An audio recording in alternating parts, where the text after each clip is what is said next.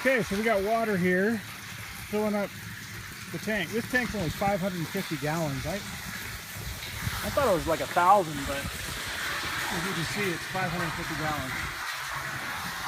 So that's a pretty good stream. What we got is, we got a pump. What I was gonna do when I was talking to you was well, first, before I get into that, as you know, that trough, see, that trough won't fill because it fills from the top of this tank. So this tank has to be overflowing before this trough will fill. But there's an underground line that comes from the bottom of that tank, and it comes to this faucet here. So what I got is, and we did this last year, we put a trough in here and a float valve, and it's right down there. So there's a float valve on that trough. So what we do is, and we got it hooked to here, and we buried the hose, and so anyway, so it's coming from the bottom of that tank, so it's no problem. As long as that tank's got water, this float valve will just keep this topped off, and they've been drinking out of this. So only when that spring is really going will that trough stay full. But anyway, so what we got is, I mean, my plan was I was going to bring Tom's water truck over and fill this tank.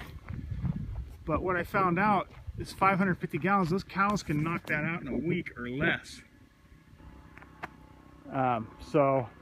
Which means I'd have to have Tom's truck over here at least once a week or maybe more.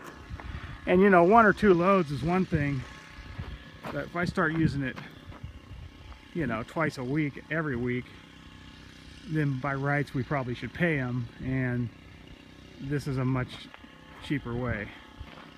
This little pump I got, 150 bucks.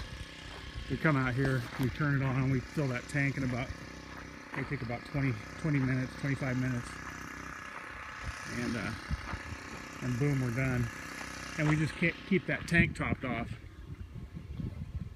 And of course, we'd only have to do that when it's dry, which right now, and who knows, maybe next year we won't have to, but it dried up last year too. So anyway, and 550 gallons out of this pond is nothing. But anyway, it's just a little tiny pump.